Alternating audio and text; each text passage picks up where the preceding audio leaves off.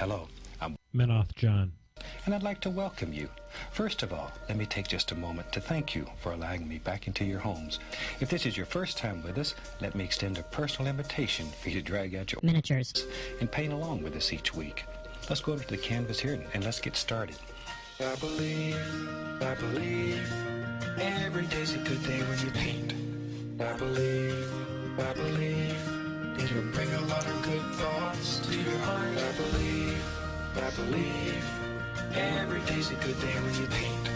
I believe, it'll bring a lot of good thoughts to your heart. Let's build a happy little cloud. Let's build some happy little trees. There are no limits here. You start out by believing here. You can almost paint with anything. All you have to do is practice. There are no limits here.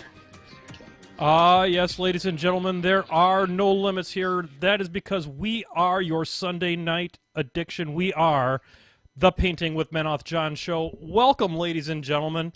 We are here. It is Sunday night, and that must mean that it is all right. And I want to wish each and every one of you out there, from everyone here at Painting with Menoth John Entertainment Properties and Limited, that is our new official title. I just came up with it.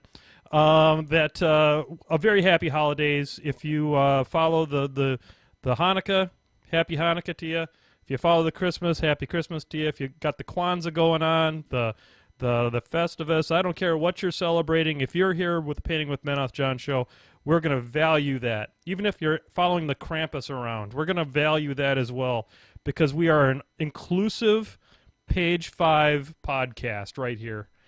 Some people say explicit page 5. Right here on the Painting with Menoth John show, we are inclusive. So before we get too much further, I want to bring on my co-host with the Mr. John Spencer. Say hello to the Brushheads, Mr. John.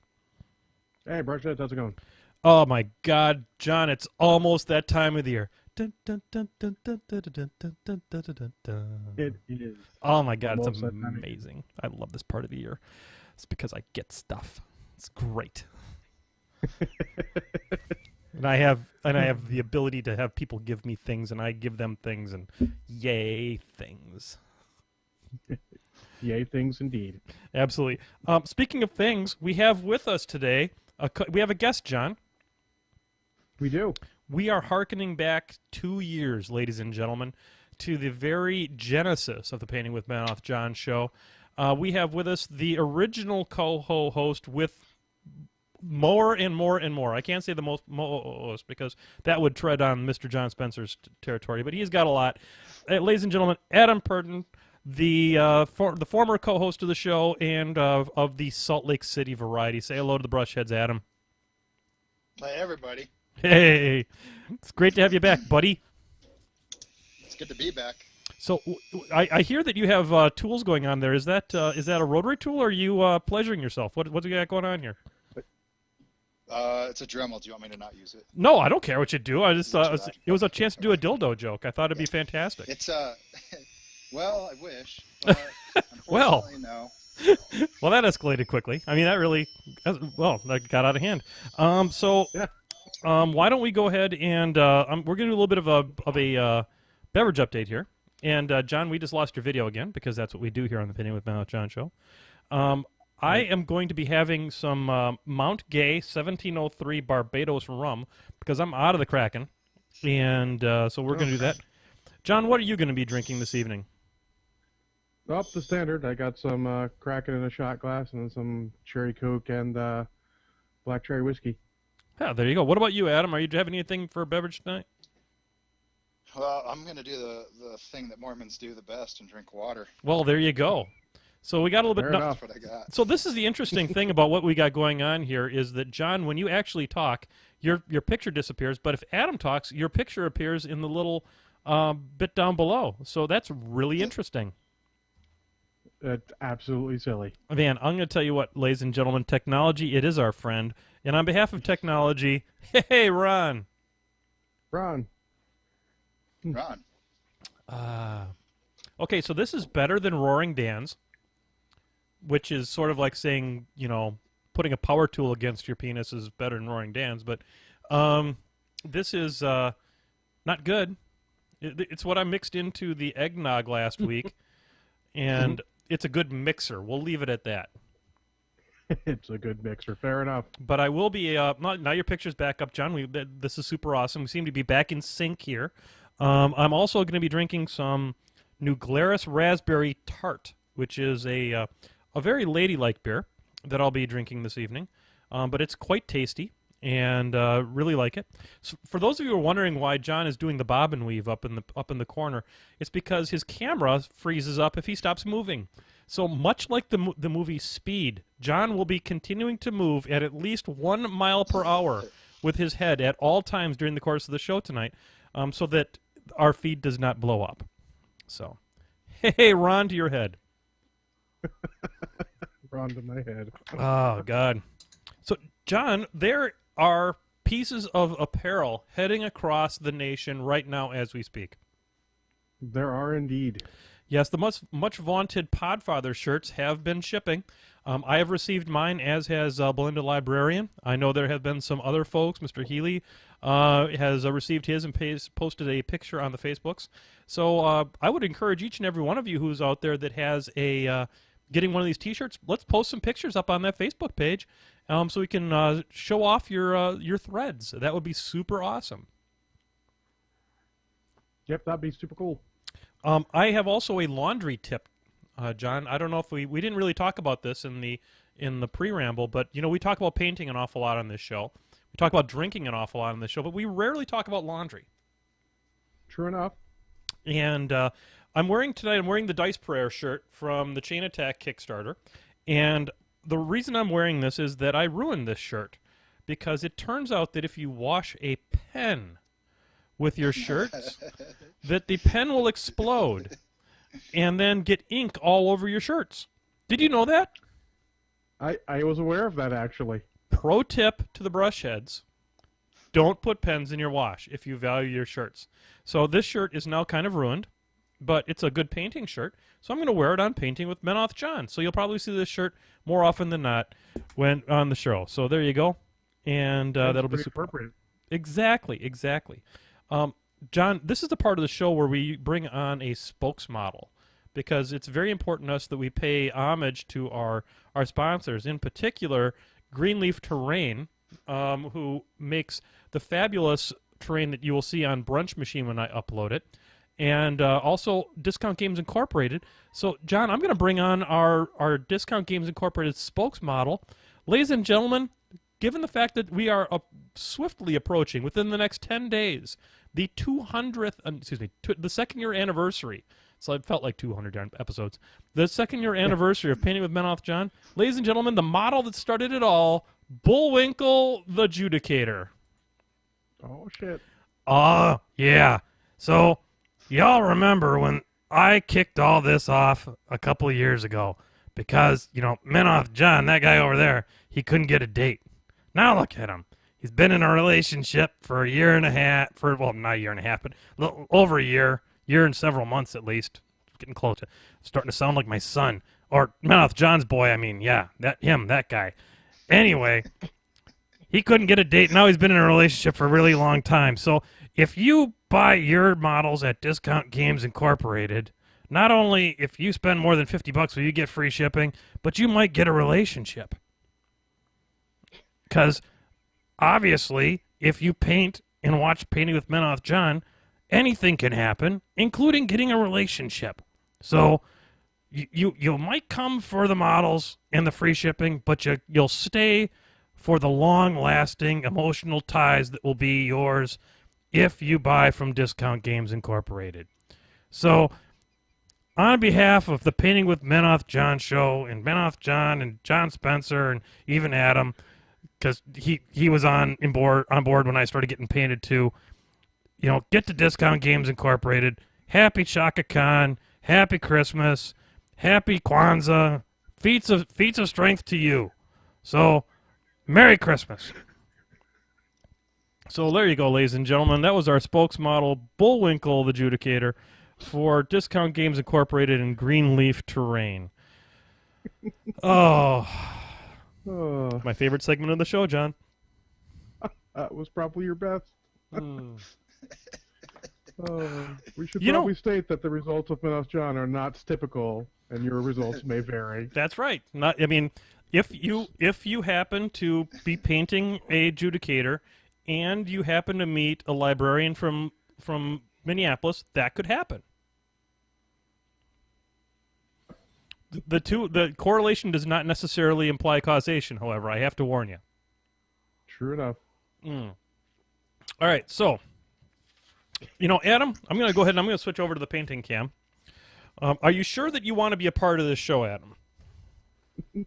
Well, I listen every week. Okay, I just want to give you So the I don't option. know. Not- After that introduction, I wasn't sure if you still wanted to be a part of this, so I thought I'd throw that out there. Yeah, I'm done. Adam, we have you on today, and I'm going to switch it over to the painting cam now, so I can actually get some painting done.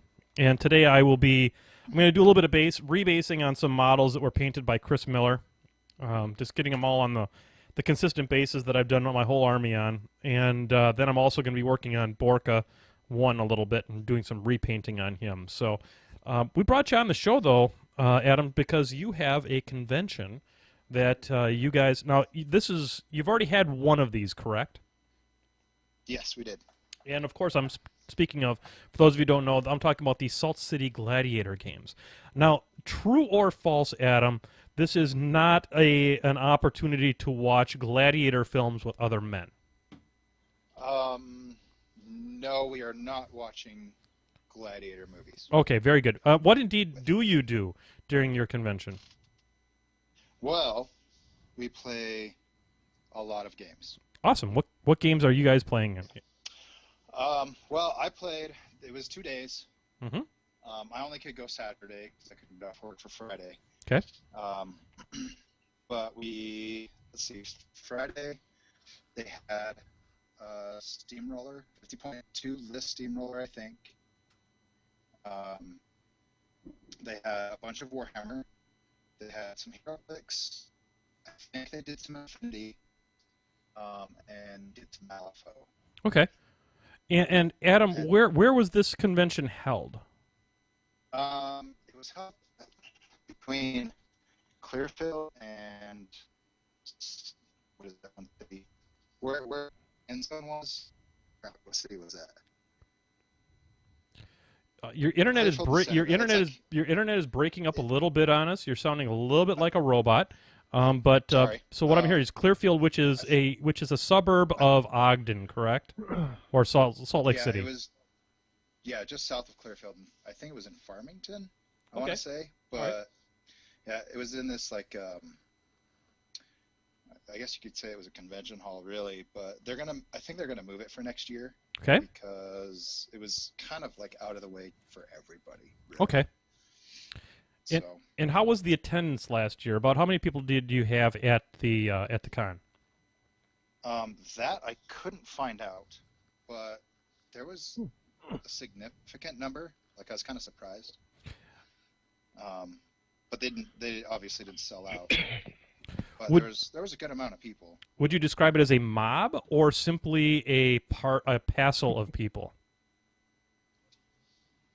Yes. Yes. Okay. Excellent. So you played in. You said they had a 50-point steamroller, but they also had a lot of other games represented, and and they did a painting competition also. Okay, excellent. And you wanted to be on the show because they're going to be doing another one of these. Yes, in July. I think they're trying to schedule it for either the first weekend or the last weekend. Probably, I think the last weekend. Okay. It's kind of up in the air right now, so I'll keep you notified. Mm-hmm. But who are the organizers of it? Trevor Ward. Okay. And then the Geek Garage guys. Okay. Sounds good. And Geek Garage, for those of you who don't know, are a group of extremely talented modelers and painters who are out of the Salt Lake / Ogden area. Really, really super good guys. They used to be on the Salmon Works. Used to be their forum, but they formed the Geek Garage. Brett Painter, friend of the show, Brett Painter, is one of those guys too, or at least was until he decided that he had to have a job and stuff. But Lame. yeah, exactly. So that's coming up, and it's a, how long of a con is it? Is it a 2-day or 3-day, or what is it looking like? 2 days, probably. 2 days? Yeah. For those of you who don't know, it's awfully hard to pull off a 3-day con in the greater Salt Lake City area. People have a lot of family commitments and things like that, so having a con be on a Sunday is not something that is very common there. So, what else can you tell us about the thing? What if you were reaching out to the Brushheads and you're saying, you want these people to come? What makes this in July? What makes this such an attractive convention to come and visit? Last time we had $2,500 in prizes. That's a lot. A lot of that was, a lot of it was cash prizes. Wow, that's really impressive. Yeah, the winners of the Warhammer, the Warmachine Masters event that we had, and the Malifaux, the winners, like first place, each took $100. Wow. And then second place I think got 60, and then 40 for third place. So what is the so how did you end up going with cash prizes rather than a lot of times conventions will either do physical prize support or things like that? How did the money come about? Is it strictly coming from the entrance fees, or were there some pretty notable sponsors out of the deal? They did have some sponsors, but I don't think they ponied up cash for it. Okay. I don't exactly know how that happened. Like, I was surprised when I saw the prizes coming out. So, they did also have some trophies that were made by the Gladiator or the Geek Garage guys. Cool. And then they had raffles all day long. I happened to win a Exelon Texas. Nice. From the raffle. They raffled off an Infinity box. Oh, really? One of the starter kits, or the Operation Ice? No, Operation Ice Storm wouldn't have been out yet. Oh, no, not Infinity. The crap. Alpha? Ninja Division. Oh, Relic Knights? Relic Knights. Yeah, Relic Knights. They gave away a Relic Knights box. Let's see. A lot of models. They did some of the extreme sculpts. Cool. Stuff like that. Lots of models that they were just giving out. Well, those guys are super talented painters. So getting a model that's been painted by Grimwolf for one of those guys is ultra super legit. And so they're looking at it's in the end of July. And is it what else do you want the Brushheads to know about as far as planning their stay out there? What else is there for them to hang out and see if they're making the big trip out to Utah? Well, if you can always go to Lagoon. Wow. Don't go to Park City or go anywhere cool. Go to effing Lagoon. What? So Lagoon is essentially Great America or Six Flags for those of you who don't know. Park City's lovely. It'll be nice and cooler than the Salt Lake Valley. Salt Lake will be hotter than balls, folks. Just so you know, that part of the time of the year in Utah is like it's like Houston without the humidity, which isn't bad. Not to discourage anybody, but yes, it's flippity blooping hot. Yeah, it's hot as balls. There's no two ways about it. Yeah. And about that time of the year is when the air stops moving in Utah, so the pollution builds up in the greater Salt Lake City area too, which is sort of amazing and very brown. Yeah. There's some quality restaurants, of course. Not too well. I guess it's kind of an hour drive north, but if you want to, you can always make the drive up to Maddox and go get a nice farm-raised steak. Ooh, yeah. Let's talk about Maddox because I miss Maddox. Oh my gosh. Maddox is a place that is it's a it's a big restaurant, and they grow like their own beef and bison and things like that, and they have bison steaks that'll make you just cry for weeks. They are just amazing, and everyone from basically the Idaho border all the way to Salt Lake City goes there. So you walk in and it's like there's this incredible line every time you go there. but they get you through, which is amazing. And yeah. and by the way, the bread is to die for. So Oh, the bread is so good. oh yeah. Man, why have I not come back to visit Utah? I miss Utah, by the way. Just saying. The last time I was there, I got a 32-ounce porterhouse steak. Yeah, 32 ounces, people. Suck it, Iowa. Yeah. I'm just gonna tell you right there. Suck it, Iowa. Sucker was huge, but I ate it all in one sitting. Man, you're a glutton. That's what we love about you. Yep. That's one of the things we love about you. Yep. So that's great. So I mean, there is other things to do other than the Gladiator games. Now, is it a con that it's sort of you pay the entrance fee and then you can get into the events individually, or are the events individual cost type items? No, you pay once and you can play all you want. Oh, that's awesome. That's super legit. You guys need to get an old man tournament, one of the Senior Pro Tour events for that. That'd be super legit. Yeah, I'd totally love to do that. I want to participate in 5 years. Yeah, I was just gonna say you're not old enough to be in that. Is what's his head? Ed is Ed old enough yet? Ed, I don't know, but he certainly looks like him. He's got to be old. I mean, like, just look. He drives a Porsche. There's nothing screams midlife crisis louder than a Porsche, and so he's got to be at least 40. So join the old man league so that you have the opportunity to play against Ed, which he's really good. He's real good at this game, and so you can go get your tail kicked in by him. So yay. I'll bring it up. I'll say I'll tell them we need something. Yeah. Something like that. Yeah, they can contact me. I'll give them the lowdown on the STP. Those things are blowing up all over the place. We got them scheduled for SmogCon now. We've got them scheduled for Adepticon. We've got one for TempleCon. They're just blowing up all over the place. I'll be surprised if we don't end up with one at KingdomCon this year. So, all these things are happening, and I'm not going to be there because I'm going to SmogCon, and that's pretty much going to shoot my load for the year as far as cons are concerned. Turns out, going to London is a little pricey. Yeah, rumor has it. Yeah, rumor has it indeed. So, we're getting here towards. I appreciate you coming on to talk about the Salt Lake City games. I think people. Where is there a website that they can go to, Adam, that they can check out details and stuff like that? I think if you just do a Google search for Salt City Gladiator Games, Yep. You can find it. Either that or go to geekgarage.net. There you go. And I think there's a It's hyphen in there. scgladiatorgames.blogspot.com. Thanks, John. There you go. Good job. As always, the co-host with the mo-host coming through in the clutch. Boom.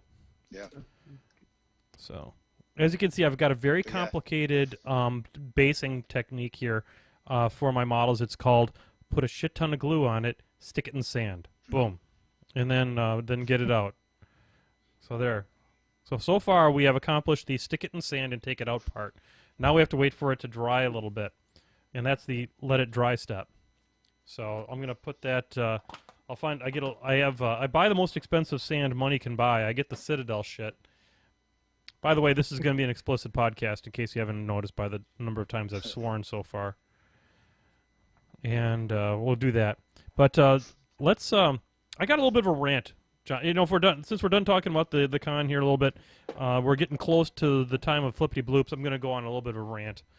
And... Hit it. I don't often do this. I try to be the podcast of positivity, but I assembled 10 of the silly ass highwaymen this week, and I just finished them not too long before the show, which is probably why I'm pretty irate. Dear PP, stop putting mold lines on faces. Stop it. Stop putting them right down the smack up the side of the chin, over across the thing. Stop making your female trolls look like they've been in a bar fight with a broken glass bottle. They are obnoxious, and the damn highwaymen. There's okay, so you got the torso, you got a head, you got a hat. Then you've got 2 holsters, a bandolier thing for the bullets that you have to put onto the strap that they have, and then you have 2 arms. Now that's a 10-person unit. You mean to tell me that you couldn't mold the bullets into the bandolier and not have the mold work? Oh my God! It was a traumatic experience. You know, it harkens me back to just bad times, like when I was painting the bastions, and the bastions had mold lines for days, and this just made me remember that, and it just made me angry. We've been at this crap for a long time, PP. We have to move on at this point. We have to figure out how to make a damn plastic kit that doesn't come in 50 million parts, that the mold lines are so atrocious that you know I use a Dremel to clean the mold lines off my plastics also, because I'm gutsy like that, and I'm like a ninja with a Dremel, and I was able to do it, but I'll tell you, it took forever and a day to put these models together, and stop it. It doesn't need to be like this. You know, I listen to people, John, who talk about, I just take a hobby knife and I take the mold lines off. I don't understand that. It mystifies me to no end. How you take a hobby knife to those mold lines that come on a privateer press plastic model and just kind of scrape them off? I need a tutorial or something. I need somebody to show me. It's definitely not easy. I need somebody to show me how the hell that works. Now, you were telling me about this brass brush, John. Tell me a little bit about. You sort of like you clean a little bit of the mold line with your brush, with your knife. Yep. And then after you've got it, it's got all that fuzzy stuff, the stuff that you can't get off with a knife easily. Yep. And then after you got the basics, you just take the brass brush and you just go over the model, and it just takes a lot of that stuff right off. So it and gets. I have yet to have it actually take detail off a model. So I'm sure if you did it wrong or if you brushed too hard, you might. It still has a possibility, but it gets all that stuff off, and in hard to reach places, it'll even eventually wear down the mold lines. Okay. It's pretty legit. Well, you put. Shout out to John Webb from Boosted Damage, because he's the one who let me know about it on Facebook, and since then I've been very pleased. That John Webb guy, he's legit. That guy's got legitimate skills. And he hates rustic like no one else. Oh. Go ahead. So based on the you not wanting the mold lines where they are, Meg Maples came to my local store during the summer and did a painting class that she does. Yeah. And apparently they were talking to her, and PP can't control where they put the mold lines, apparently. That's all on the manufacturer. Wow. So that's probably part of why they're in shitty places, because it's easier for production, and PP can't go, no, don't put them there. Really, they have no control whatsoever as to where those end up, huh? That's what she said, and I am, of course, willing to take her at her word, because she was in the know for a bit. Well, I mean, yeah, why would you question something like that? I mean, if she says that's how it was, well, that's a very difficult thing to believe from a supplier relations standpoint. You say that of course, then I remember, hey, we are talking about dealing with China here. Yeah. And they probably just send them a file and go, we need this, and they're like, we'll just cut it up like this. Who cares? Yeah, exactly. Because China doesn't care. There's manufacturing. Yep, It's probably not something that PP can leverage yet. And so then the new plastic, like for the TEP, could be cool. We'll have to see how that goes. So what plastic is this going to be now, John? I'm not familiar. It's going to be like Games Workshop style plastic, and it's going to be for the Trans-Finite Emergence projector. Oh, they're not doing that in resin, huh? No. They had a picture from Warmachine Weekend of it in actual, what we would call standard plastic. I'll be dipped. Is it going to be on a sprue? Yeah, they've showed pictures of it. It's pretty cool. I don't really pay attention to things. They're not 100% switching to it. They're going to do certain things in plastic and certain things are going to stay in rustic. Unfortunately, I think based on the rumor I heard, your trolls are going to stay in rustic, but then more sharp edge things are going to go to standard plastic. Hooray! Hooray for me and my trolls. Every little bit helps. Yeah, it's better than sharp stick in the face. Well, I don't know where I heard this. It could be just a rumor or what, but they probably have to have a contract that they fulfill. I'm sure. with China. So like I'm sure they're going to be keeping some things in that soft plastic for a while.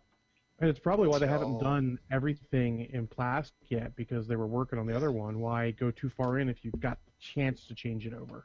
Yeah. Yeah, that makes a lot of sense. I mean, if you're going into a situation like that, you want to take it one step at a time. I mean, if you think back to when they first went into the Restic with the Bastions and the Bombardiers and stuff like that, those were models that were a year overdue because of the learning curve associated with moving to that new material. Mm-hmm. Absolutely. Anyhow, so before we launch into Flippity Bloops, John, you and I have both been, shall we say, derping around lately. And A little bit. let's talk about your derp first, and then we'll talk about my derp afterwards. So derp away. Well, I'll start off by a subtle, shameless plug for my thread on the Muson Minis forums about my Mosar challenge and my other Circle dojo. Mm-hmm. I got a ton of views and not a single comment that's not me. So if you guys are interested, throw something up there. I like some feedback. But I played Chromac yesterday against the local, playing Protector of Menoth. Mm-hmm.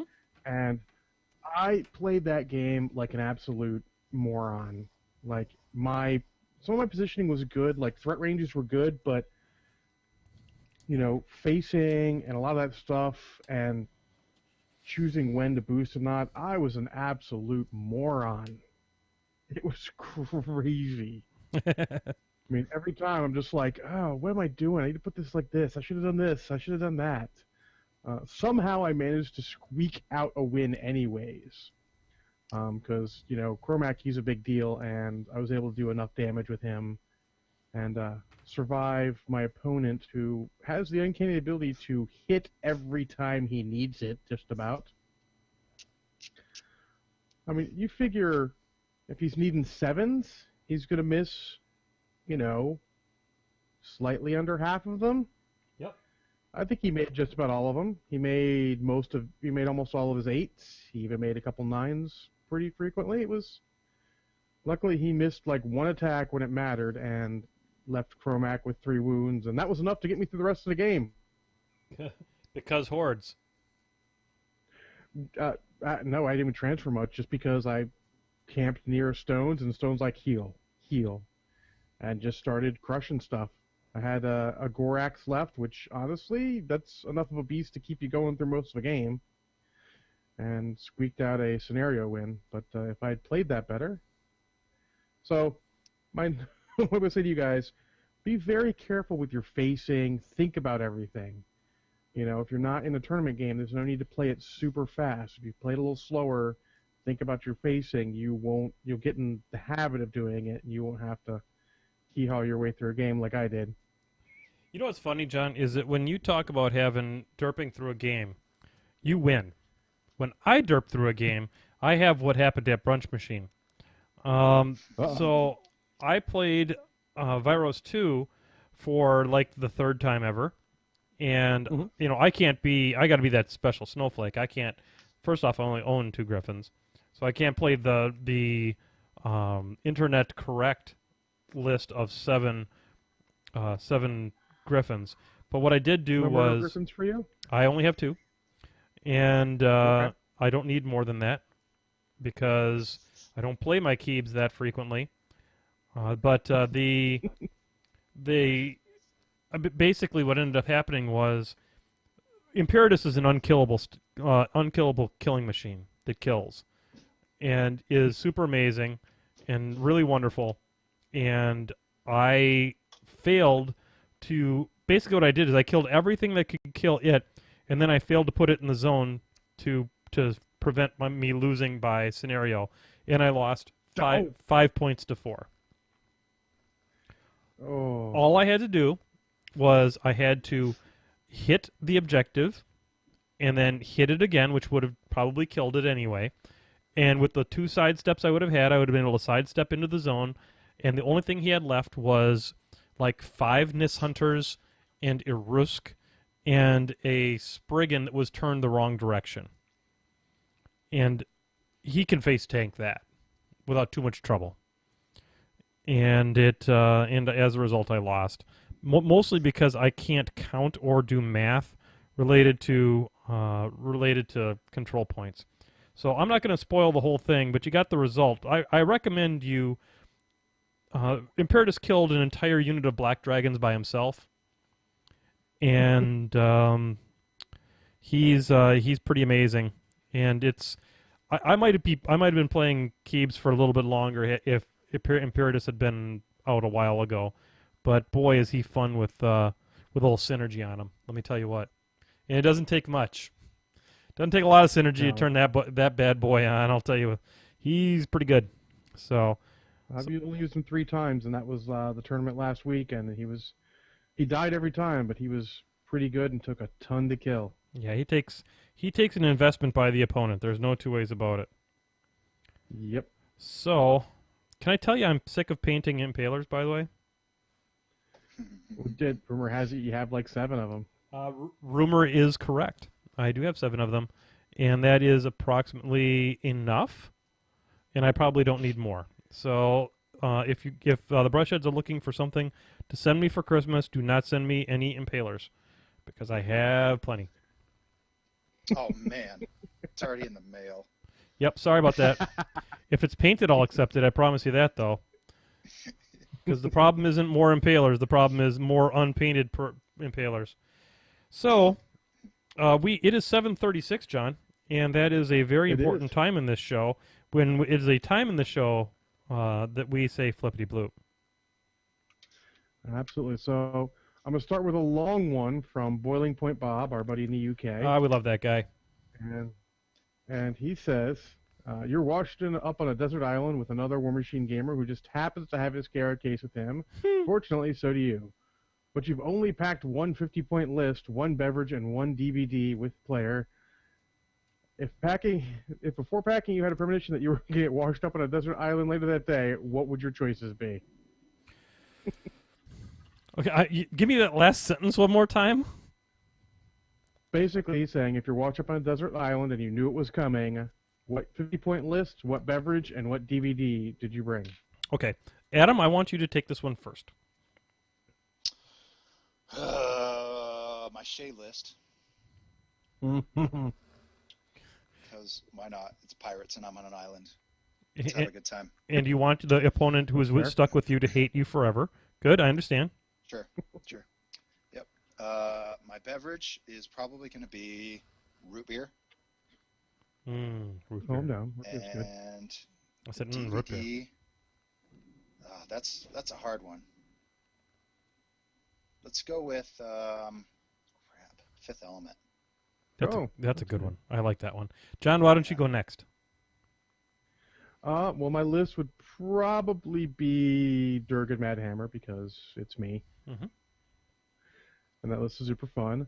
My beverage, I'm probably going to go with some sweet tea because that would be the one I would not get sick of. And my 1 DVD, that one's a little more tough. You know, for my wife, who's actually not here, she's out seeing a movie. I'm going to say The Replacement Killers, because I've watched that movie so much that she remembers the plot, and she's got a horrible memory. Wow, there you go. I am going to take. What about you, John? I am going to take my. If I'm forced to one list and one list only, this is hard, because I'm so loving my 50-point Madrak 2 list these days, and it's so much fun, and it wins pretty consistently. But I guess I have to go old school a little bit. I'm looking over here at Bullwinkle, and I guess I would take my Fiora Firebomb 2 list featuring Bullwinkle the Judicator, who you can now see on here. And it has Fiora 2 and every fixer that Protectorate has available to it in it, and I would go in that direction. So it's got Ion and Holt, and it's got it's got everybody in it. So I would probably take that one. So as for my beverage, I would if there's a limit to how much I can take. Or do you think, John, that he's saying that I can have as much of it as I want for as long as I want? That's what I assumed. Okay, Spotted Cow by New Glarus Brewing Company. I can drink Spotted Cow every drink for the day forever. So, Fair enough. and then I would take, let's see, and then for my DVD, I would take, God, Fifth Element was such a good suggestion. I am going to take,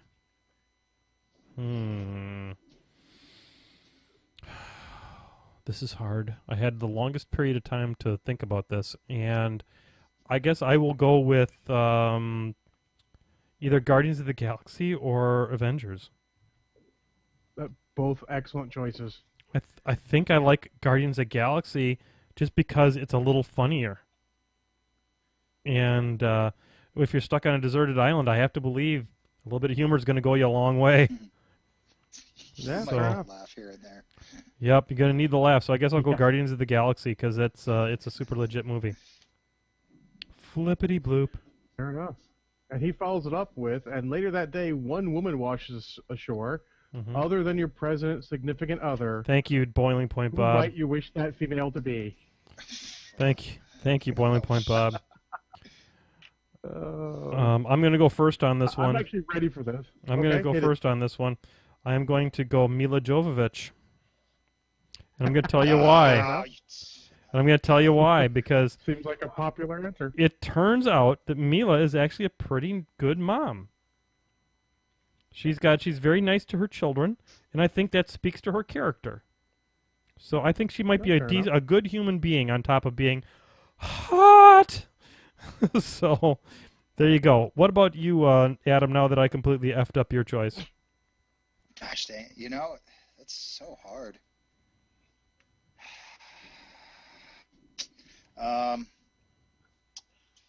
I'm gonna have to go with a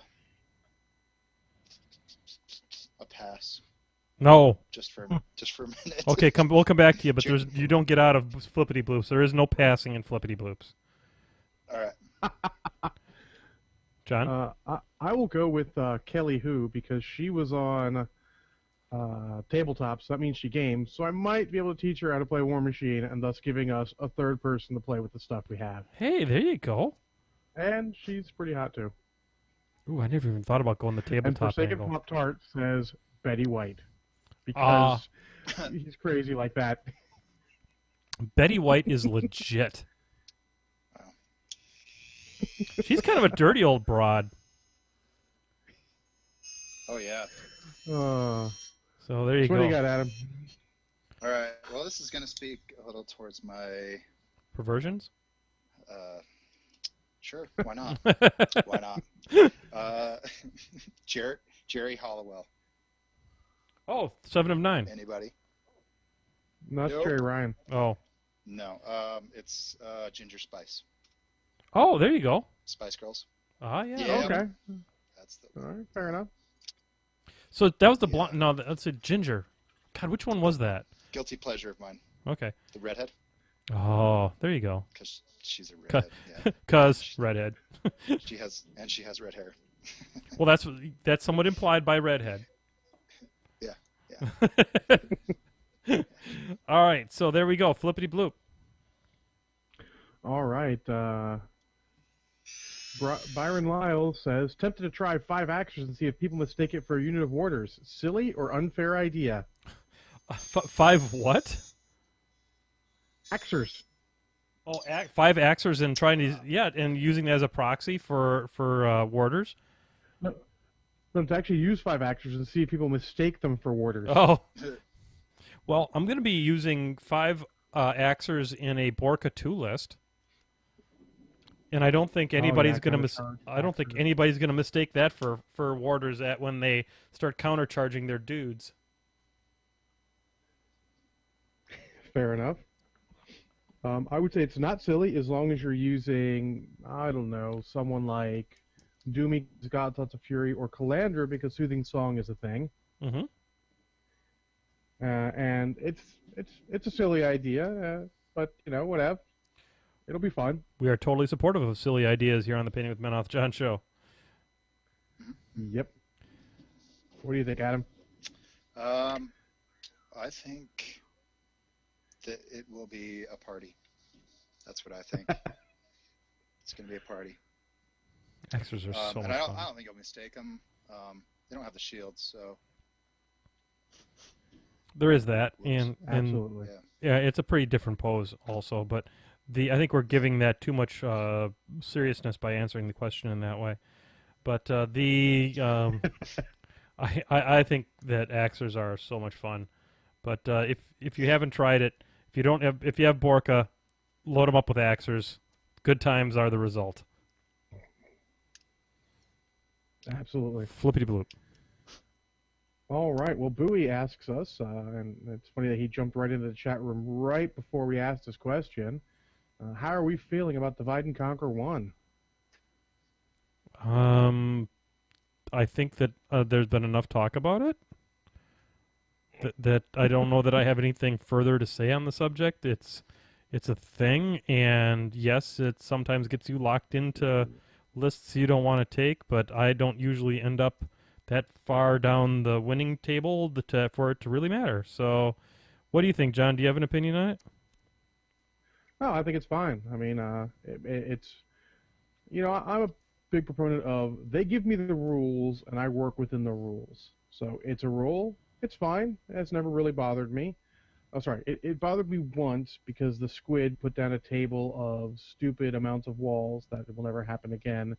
And so I had to play my guys the right order so that I didn't get stuck with a colossal on that crazy board. Yeah, where you couldn't But, you literally could not have advanced it at that point. It would have advanced, but it would have been really limited in where it could go. So, but other than crazy stuff like that, nah, I'm down. It's cool. What about you? What do you think, Adam? Well, I'm okay with it. I just don't particularly like it that much, depending on the event. Like if it's an 8-person event with 2 lists and you have Divide and Conquer, it kind of sucks, you know? Because it forces. Like you have to use 2 of your lists once. Each of your lists, or you only get to use one of your lists twice. Yeah. And I don't know. It depends on the size of the event. Like if it's Divide and Conquer and you've got 3 lists and it's like a 64-person event, I think it's entirely fine. You're going to run into enough. You should run into enough stuff where you can use all your lists before that last round where you're locked in. Yeah, and if you do it right, you may not be locked in the last round. So. Exactly. Yeah. Yeah. With questions like this, I think that there's a lot of podcasts that have gone on and on about this particular subject, probably spoken to it much more eloquently than necessarily we would. I think that you'll find that as a podcast, we're ones that we're just happy to be out there playing the game, and we'll kind of bob and weave to whatever the situation is that kind of presents itself. So, at least that's how I feel. Yeah. Absolutely. Flippity bloop. All right, next is from a Forsaken Pop-Tart who's making a return after being busy for a while. Love that guy. And he asks, how do I make a Striker 3 tier list work? I know you're thinking this is a crazy question for us, John, but luckily I did some research on what exactly goes into a Striker 3 theme list, and I made one up real quick. Well, that's good because somebody on this show ought to take this show seriously, and I'm glad it's you. So go ahead and honestly, rave on, man, rave on. All right, well, I'll give you a basic overview. He's stuck with Old Rowdy and Jacks that are speed 5 or better. He can only take cavalry units, and then he can take the Storm Strider. He's limited in solos to the Arcane Tempest, Gun Mage, Captain Adept, Kathy Lattimore, and Stormblade Captain. So Wow. it's a pretty restrictive list, to be honest. That's really restrictive. Yeah, and none of the bonuses really looked amazing. I'm not really going to go into them.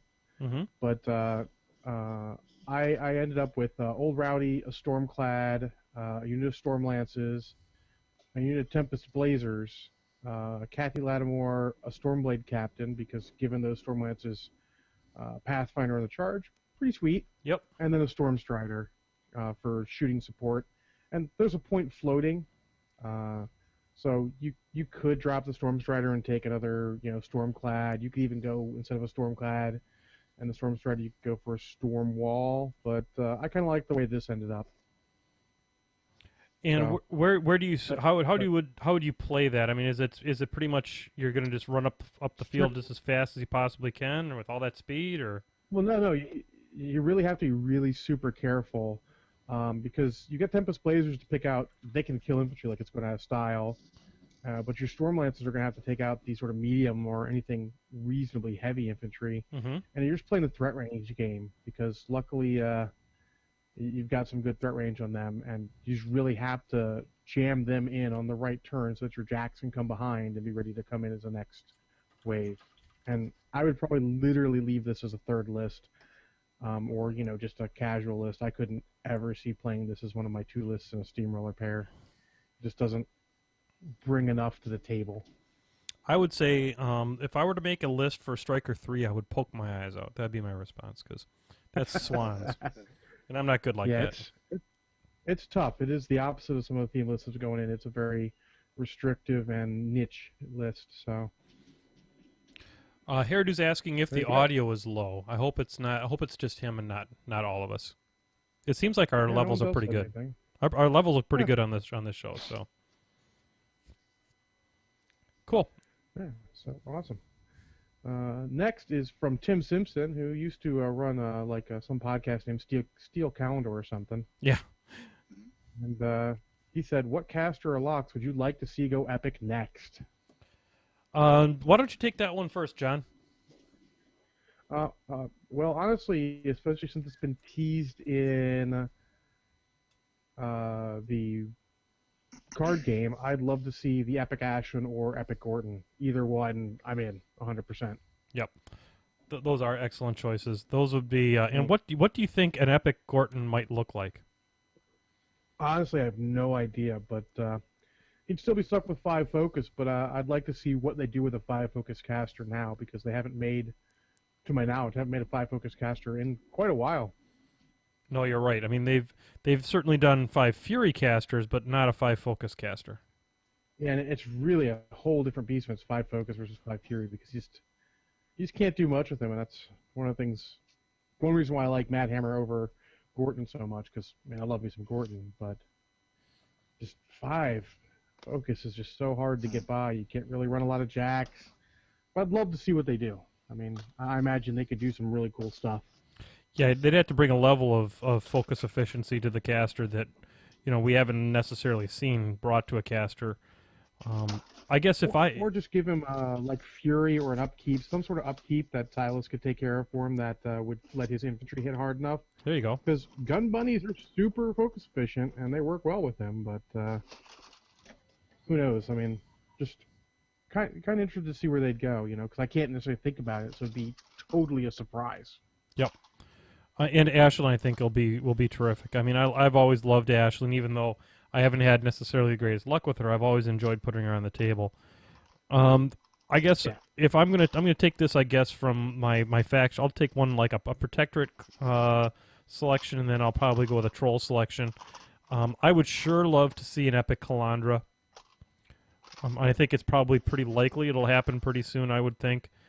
She's got a lot of design space with her kind of gypsy thing going on, and I think she would be, it'd be interesting to see what they would do to kind of preserve the theme of the Star Cross and things like that, although they would not, Star Cross is not a spell that would survive to her epic form, I don't think, because it Definitely not, because it just defines her as a warlock.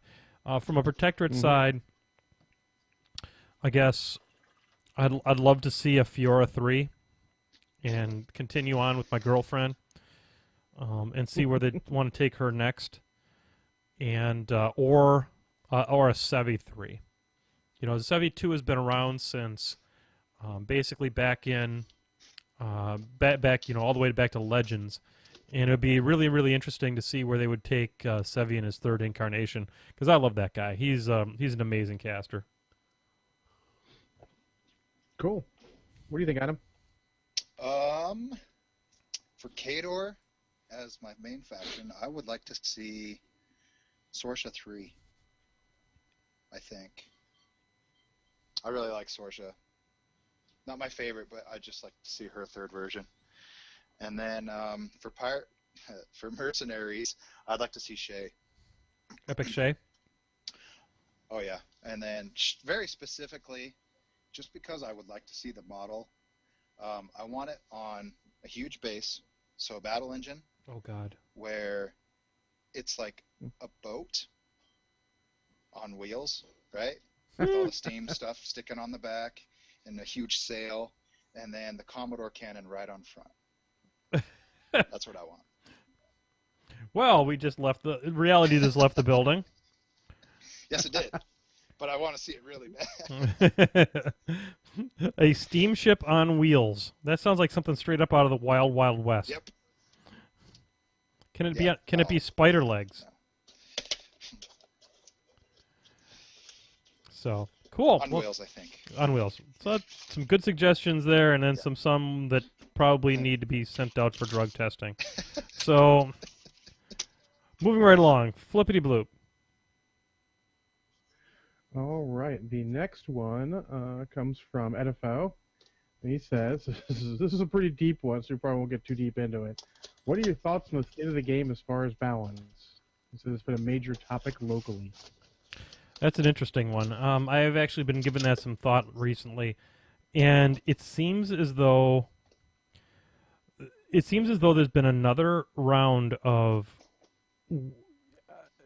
Warmachine was for a while after Mark II, kind of in a design state where everything that was coming out was coming out reasonably mediocre, and recently it's been just the opposite.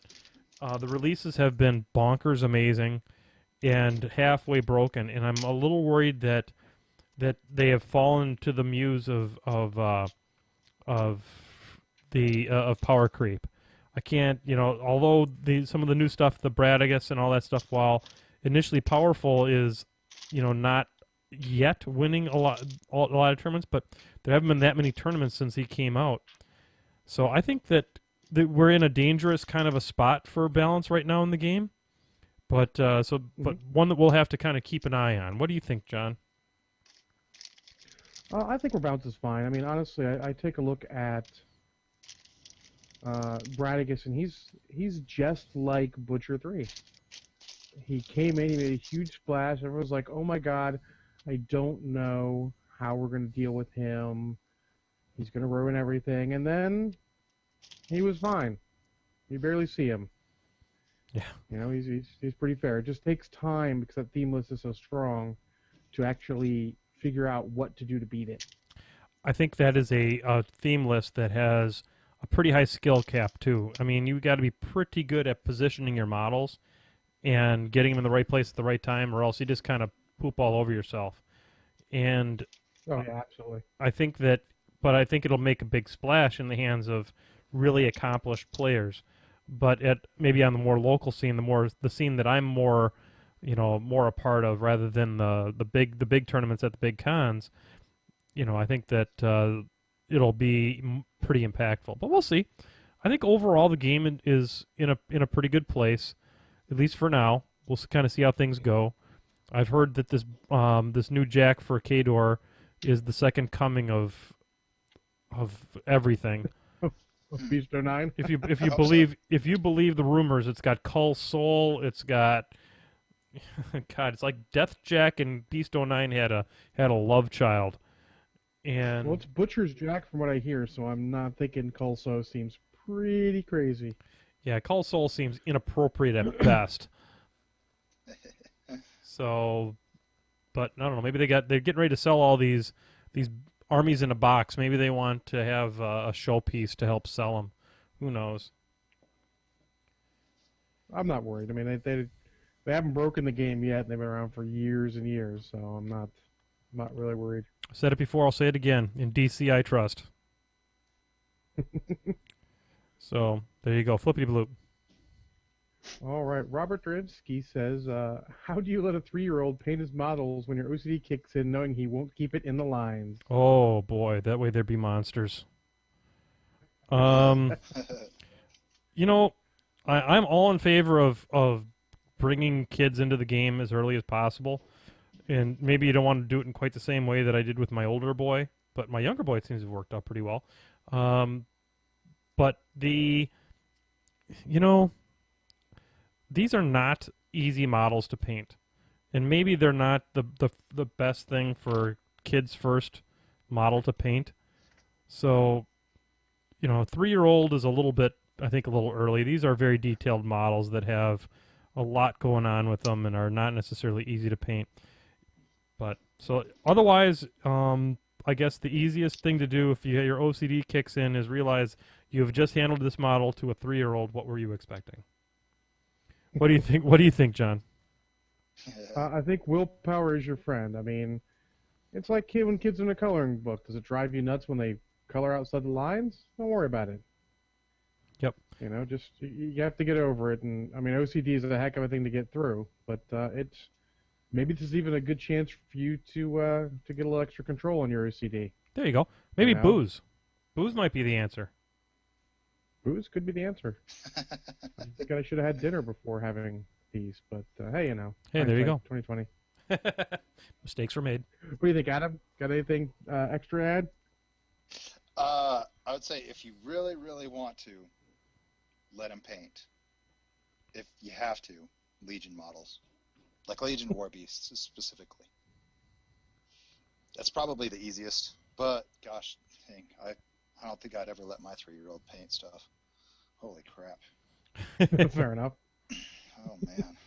So if you heard that out there, Legion players, your paint jobs are easy. So just keep that in mind.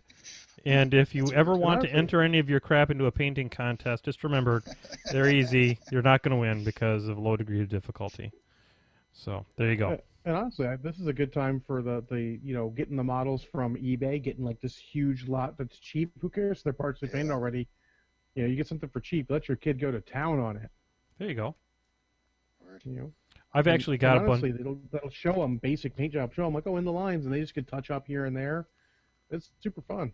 So as it turns out with my trolls, I have like 3 Madrak 1s and like 2 Borkas and a whole bunch of other stuff. So I'm probably gonna my 8-year-old. I'm probably gonna turn loose on some models to have some fun with. Why not? Mm-hmm.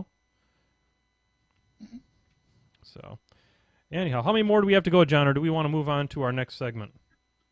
Let's get a couple more. I like to get everything that came in this week. Okay, sounds good. So, next one is from Jason Kennedy. He said, "What helped you come back to the paint table after a burnout?" I starting a painting show called Painting with Menoth John helped me an awful lot. To be honest with you, my painting before this show was an awful lot of hit and miss. I'd get started on something and then I would lose track of, and I wouldn't paint for a long time, like months. And then I started this show, and, I wanted to have something to show everybody each week that was something a little bit different, because looking at the same model for 15 weeks in a row is a suboptimal way to encourage people to enjoy the hobby. So that's kind of what I did for me. The other thing I would suggest is start with something like a Warjack or a War Beast. Not necessarily a unit, something that you can get a fair amount of instant gratification off of. The other thing that is also a good technique is to say, you've got a list that you want to play in some upcoming tournament or something like that, and focus on just those models that are a part of that list, and let the desire to play that list drive your motivations forward. John, what do you think? I think actually sign up for an event where they have to have a painted list, like I did with the ATC a couple years ago, really helps because that got me going again. And if it ever feels like you're doing a chore, just stop and go do something else for a bit. Yeah. Slow and steady wins the race. You don't got to paint it all in one sitting. Yep. And don't look at how those other, quote, professional or expert painters are painting stuff super fast. Just work at your speed. Yep, that's wonderful advice. I mean, on this show, my speed of painting has increased like quadruple fold because of this. But I used to be a really, really slow painter, and having to get stuff done from in between week to week, you begin to teach yourself different techniques that will speed you up. So don't fret the speed now. and just have fun. Pick something you want and have a good time. This is a hobby, damn it. You know, do something that's fun. So there you go. Absolutely. What do you think, Adam? As a person that's going through that right now, well, I wouldn't say because I want to paint, but I just don't have time because of work right now, being the Christmas season and all. I would take a break, maybe look at some other people's paint schemes, maybe get some motivation going that way. Take a break from the game, even sometimes play some board games. Yeah, that's what I would do. Board games are awesome. Yeah. Absolutely. The fact that these trolls of mine, I've kind of forced me to. They've shown me some new techniques on how to come up with paint schemes that paint quickly. Has been very helpful too. I mean, I'm working on some skin right now, and my skin is nothing more than paint it white, then wash it blue, wash it purple, and it just works out cool. You know, maybe there are ways that you can come up with things for your own paint scheme that will help you speed them along.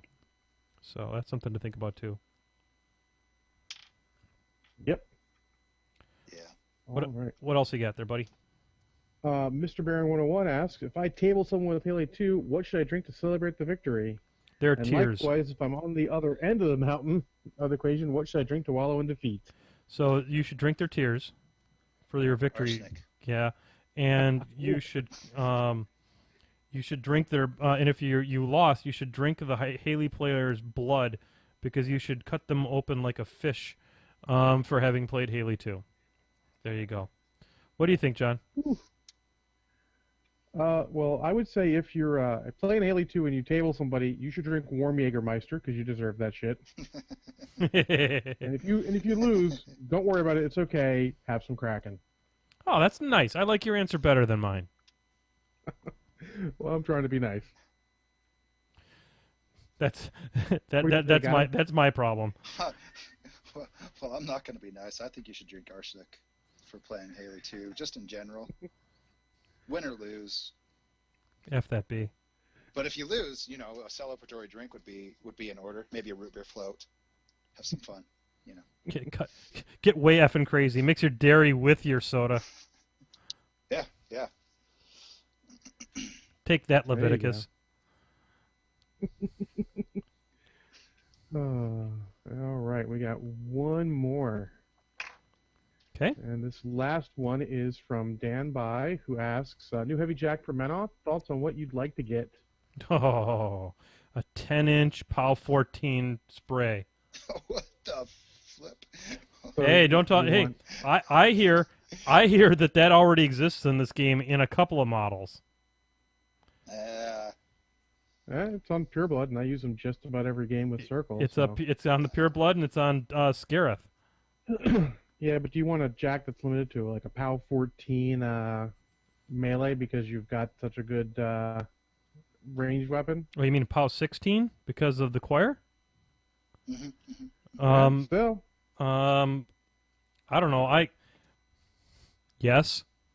Is it a 10-inch auto fire causing spray? Yes.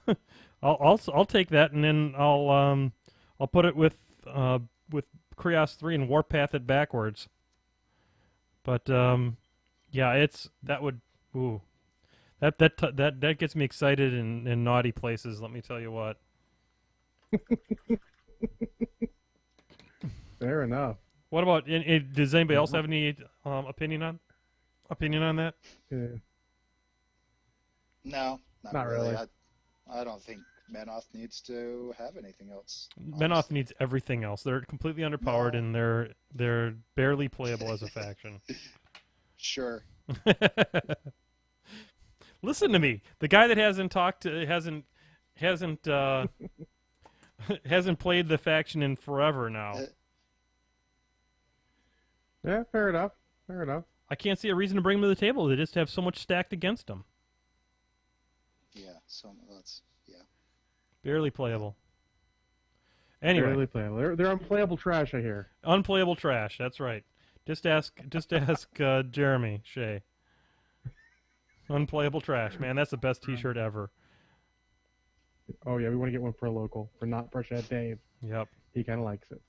Yep, that's So there we go. That's all from this week. Wow, that's some good flippity bloops, guys. I mean, we were looking a little sparse here this morning, but appreciate you guys after the prodding from the co-host with the host to get out there and get some flippity bloops in there because, frankly, the show is a lot easier if you give us content.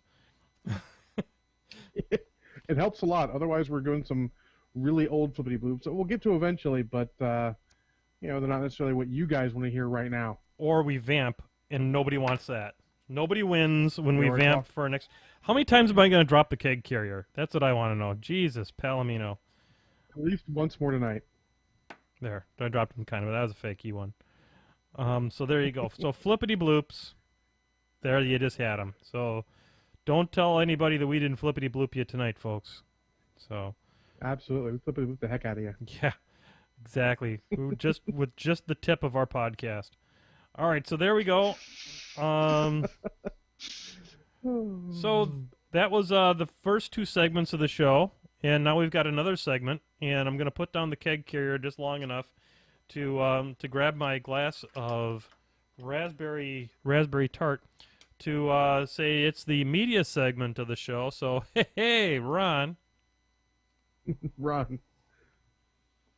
I don't think that the stream is quit tonight, which is pretty awesome. No. Knock on wood type object. Yeah, for sure. And we're off to the media section now. And that's our new media section music, John. Just came up with it. Absolutely. I'm inspirational, if nothing else. And the soundtrack. Exactly. It's way better than Awesome Mix #1. False. So let's talk a little bit about movies and media and things like that. You watched a little-known movie that I can barely stand called Guardians of the Galaxy.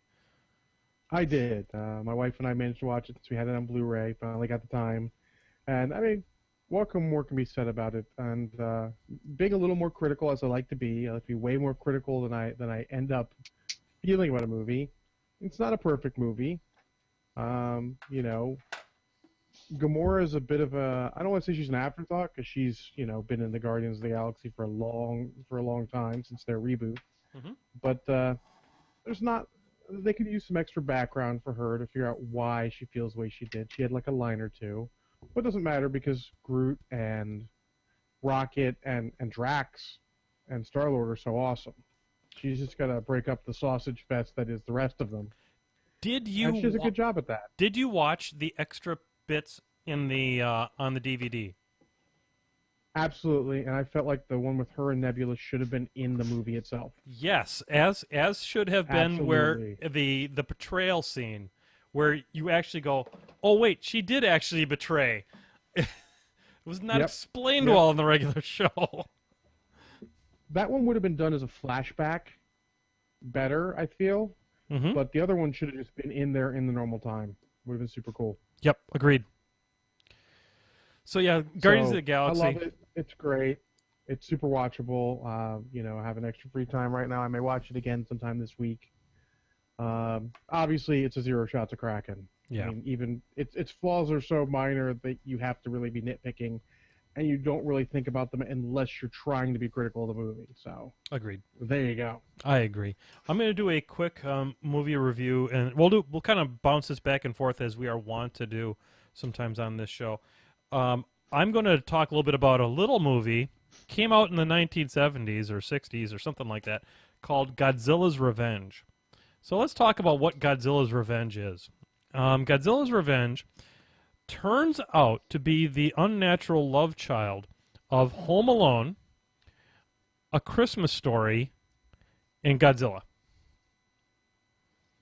So just I'll just leave that right there right now, so let you all just think about that for a second. Home Alone, A Christmas Story, and Godzilla. I'm entirely too drunk to actually comprehend that, honestly. Exactly. Good for you, by the way. So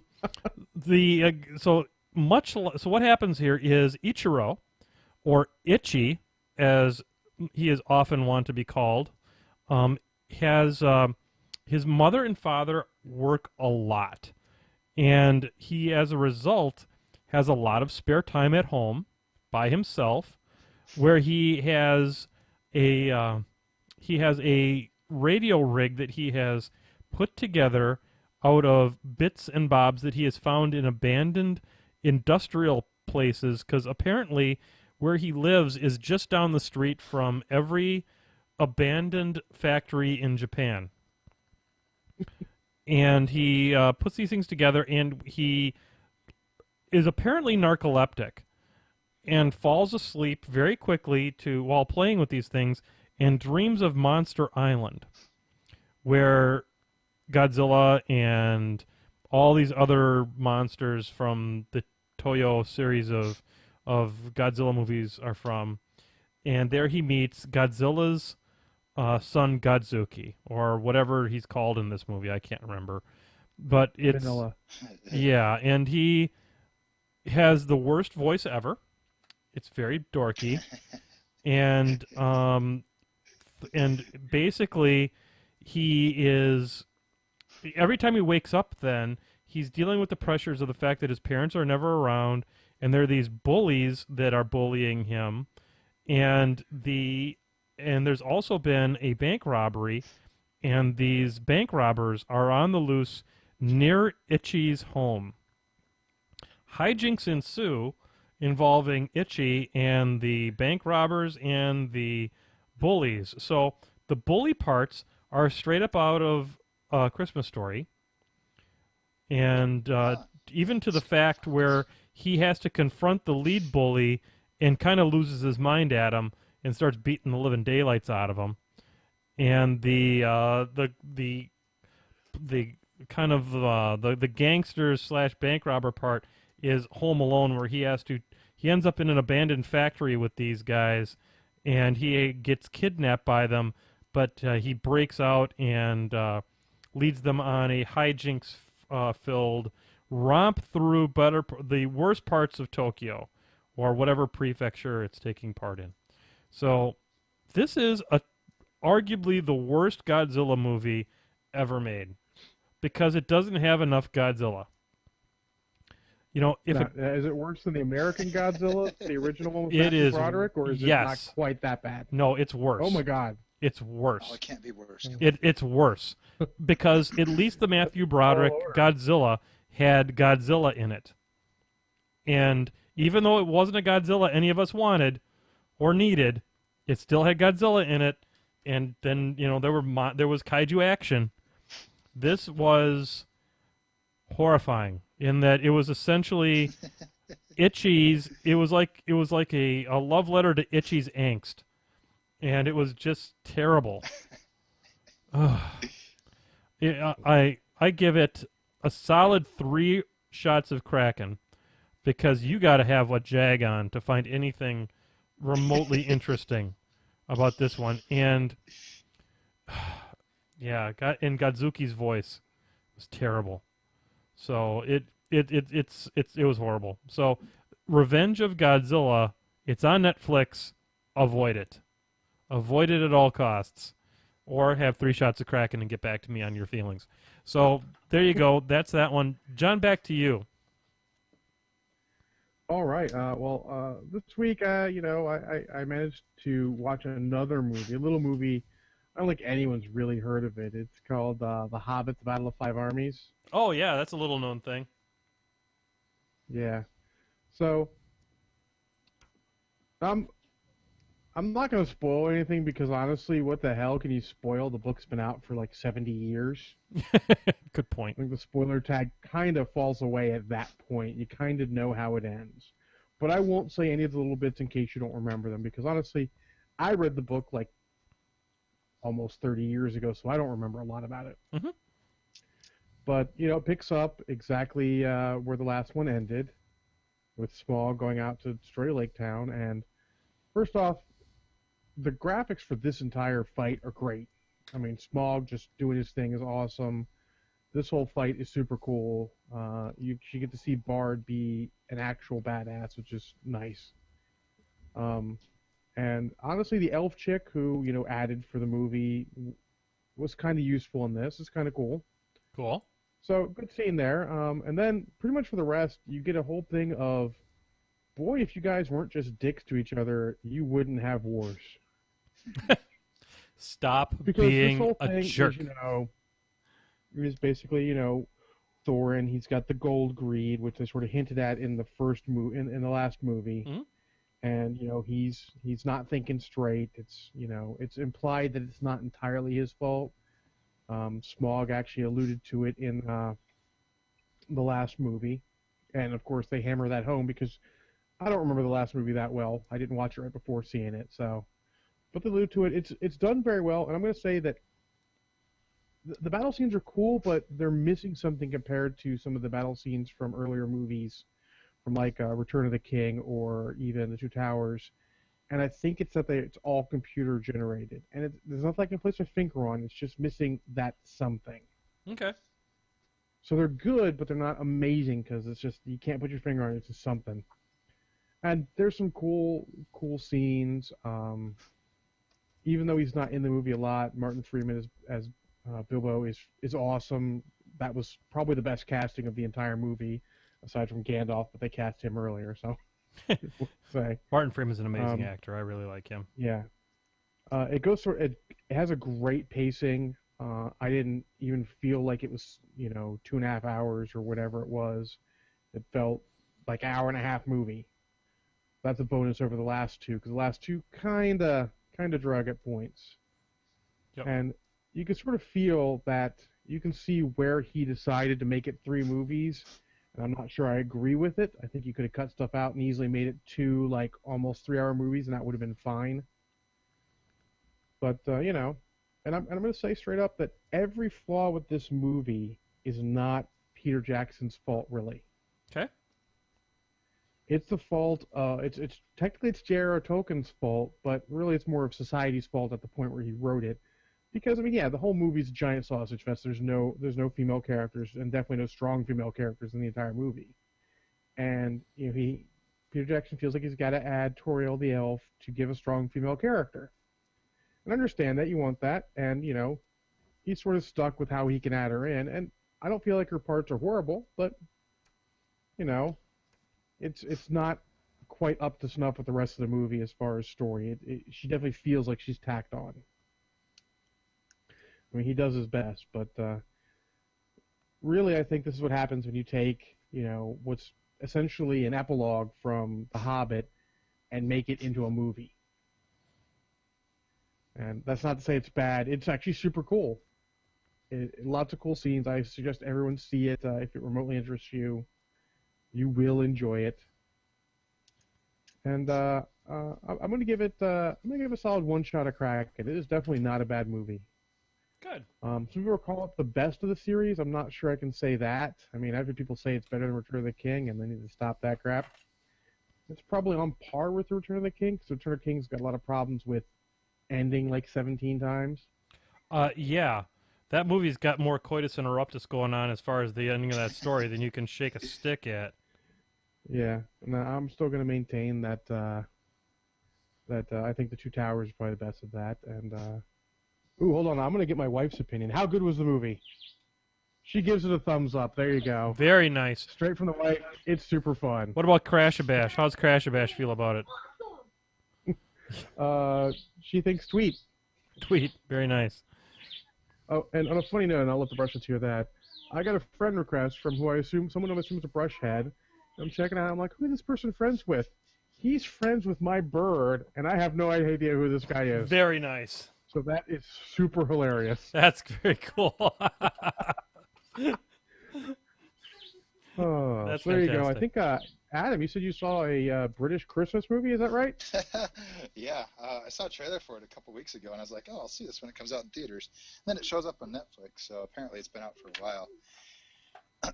And I watched it on a whim last night because I was tired and I was trying to fall asleep, but then I didn't because it turned out to be halfway decent.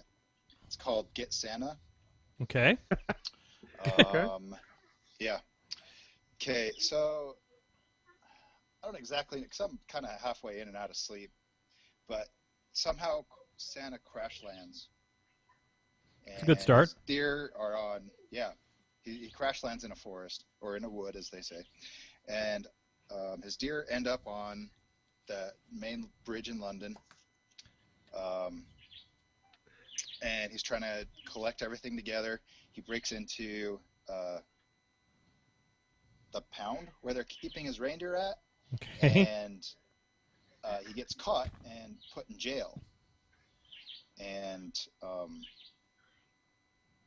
well, before he gets put in jail, he befriends this little boy and his dad.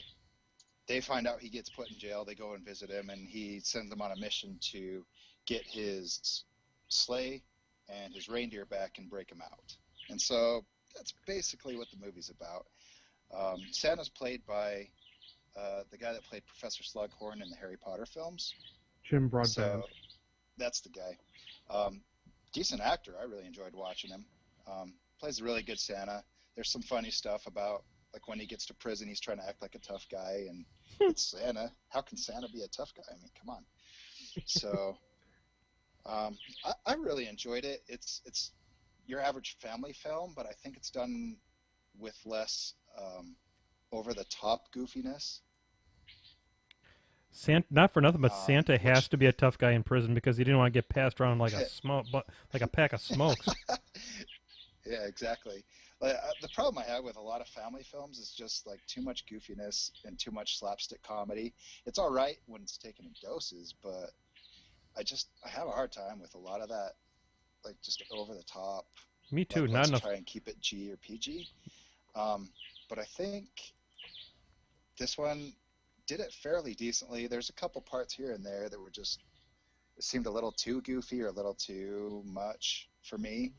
But other than that, I enjoyed it. I'm going to make my family watch it tonight with me. So cool. I enjoyed it. And Jim good. Broadbent is the police chief from Hot Fuzz, if you're wondering. Oh, yeah. Okay. Yeah, love those movies. Yes, that one's awesome.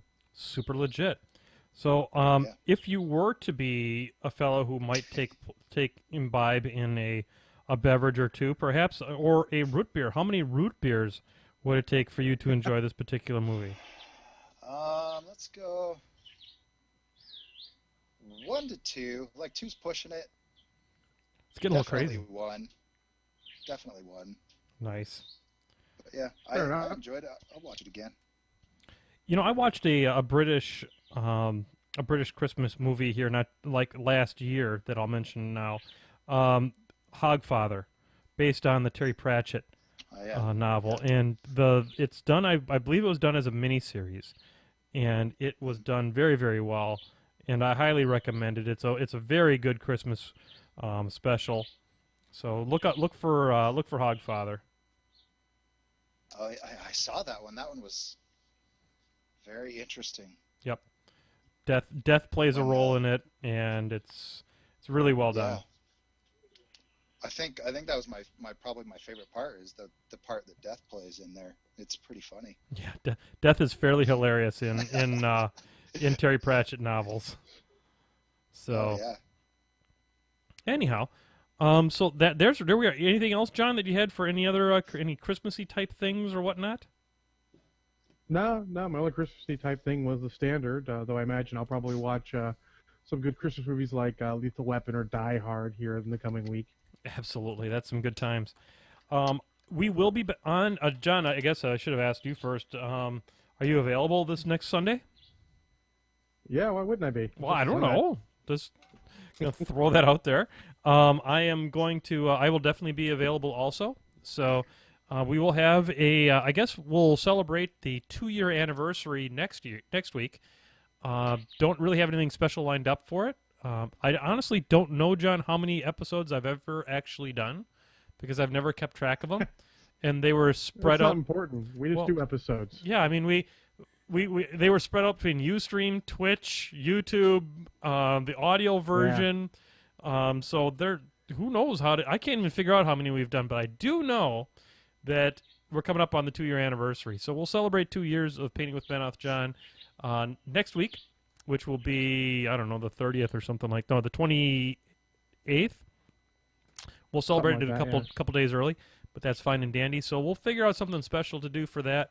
And I think we should probably do a Brushhead gallery kind of a year-end brushhead gallery. So let's. Plus, we need to be thinking about what we're going to do for the next movie club. Absolutely, we'll announce movie club then on the next show as well. So for the Brushheads, you're listening to this now, get your submissions in for the Brushhead Gallery. We'll do a great big one. It's been a while, so get them out there. Let's see what you've been up to all these last few weeks. And remember, folks, it's not about how good something looks or anything like that. It's about having a good time and participating in the hobby and participating in the show. So it doesn't matter your skill level. Send them in here. We're going to have great things to say about them because I know that every one that gets submitted, there's a lot of effort and a lot of hard work that went into it. So anything else that we've got then, John? No, I think that sums it up. Awesome. Well, I'm going to start the music then because that's what I'm wont to do at this time in the show. The low melodious tones of the exit credits here. So, Adam, thank you so much for being a part of the show. Thank you for helping me start this show about 2 years ago. And you have yourself a wonderful one, and we'll keep everybody on board with what's going on with the Salt City Gladiator Games coming up here in the summertime. But on behalf of Mr. John Spencer, the co-host with the host, Bullwinkle the Judicator, and myself, Menoth John, we'll see you next time on Painting with Menoth John. Have a good night, everybody.